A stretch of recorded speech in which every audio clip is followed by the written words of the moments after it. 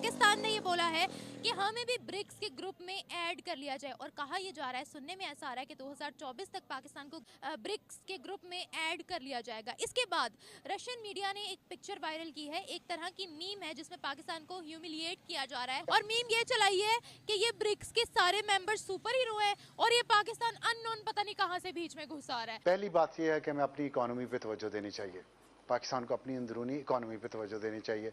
शहजाद चौधरी साहब ने और जैगम साहब ने जो फिगर कोट किए हैं, ये इंतहाई शर्मनाक फिगर्स हैं हमारे लिए कि क्या उनका साइज़ है इकोनॉमी का आपस में तजारत का और हमारा क्या है।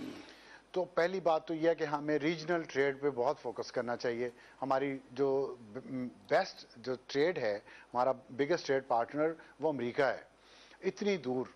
तो हमारा रीजन में तो किसी के साथ भी कोई अच्छा ताल्लुक नहीं है। तो इकोनॉमी पे हमारे यहाँ इंटरनल कंसेंसस होना चाहिए। दूसरा जो हमारे दरमियान प्रॉब्लम ये है कि ट्रस्ट डेफिसिट है। हमारे यहाँ ट्राइकोटमी ऑफ पावर तो है, उसमें सियासी जमातें मुख्तलिफ औकात में मुख्तलिफ सियासी जमातें मिलिट्री इस्टेब्लिशमेंट और जुडिशल इस्टेब्लिशमेंट का साथ देती हैं मुख्तलिफ इशूज़ पे, जो कॉन्ट्राडिक्ट भी करते हैं अपने आप को। उसमें कश्मीर और इंडिया एक इशू है।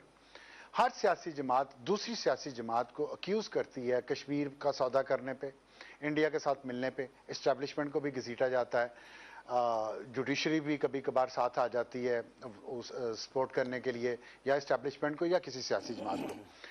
ये जो ट्रस्ट, ये क्यों है? ये ट्रस्ट डेफिसिट है हमारे यहाँ। हमारे ऊपर एक दूसरे पे इस इशू पे एतबार नहीं है।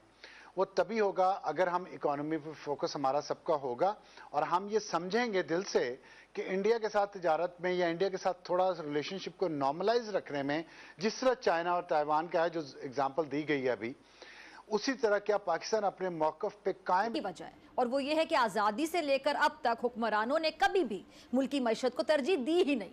जो भी हुक्मरान आया उसने पिछले वाले को ख़राब मईशत का जिम्मेदार करार दिया, और नतीजा कि उसमें हुआ क्या कि जी उस वक्त अवाम के जो हालात हैं अब वो ये है कि आपके सामने कि हर शख्स अपने बच्चों का पेट भरने की बाकायदा कोशिश करे, जिद्दोजहद में लगा हुआ है। समझ नहीं आती कि कैसे गुजारा करे, और सियासतदान क्या कर रहे हैं? हमेशा की तरह सियासत कर रहे हैं। लेकिन आम आदमी को अब इस सियासत से कोई गर्ज नहीं रही। दुनिया भर में लोग मेहनत करके तरक्की करते हैं, अपना सोशल स्टेटस जो है वो बढ़ाते हैं, लेकिन पाकिस्तान में क्या होता है? पाकिस्तान में आम आदमी की पहली और आखिरी तरजीह आज भी क्या है? 2 वक्त की रोटी तक महदूद है, जिसे पूरा करने के लिए उसकी पूरी कुव्वत, पूरी तवानाई, पूरी ज़िंदगी अगर मैं कह दूं कि सरफ हो जाती तो गलत नहीं होगा। और उसके बावजूद कुछ लोग नाकाम ही रहते हैं। क्यों?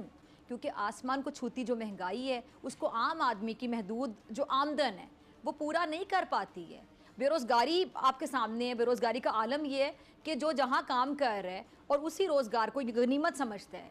सरमायादाराना निज़ाम कह लें, जो सेठिया कल्चर है वो ऐसा बन चुका है कि मज़दूर या मुलाजिम को उसकी उजरत ऐसे दी जाती है जैसे वो उसका हक नहीं बल्कि किसी खैराती इदारे से मिलने वाला कोई शायद वजीफ़ा है।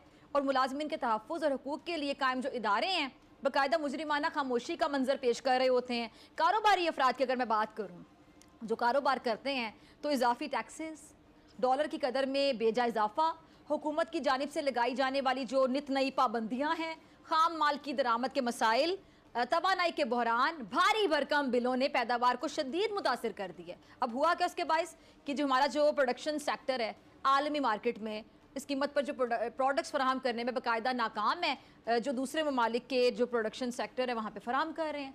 अब दूसरी जानिब अगर हम देखें कि ज़रई मुल्क कहलाने वाला पाकिस्तान गुज़िश्ता चंद बरसों से इजनास भी दरामद करने पे मजबूर है। अब एक सवाल आता है जहनों में कि 76 बरस में हमसे कहाँ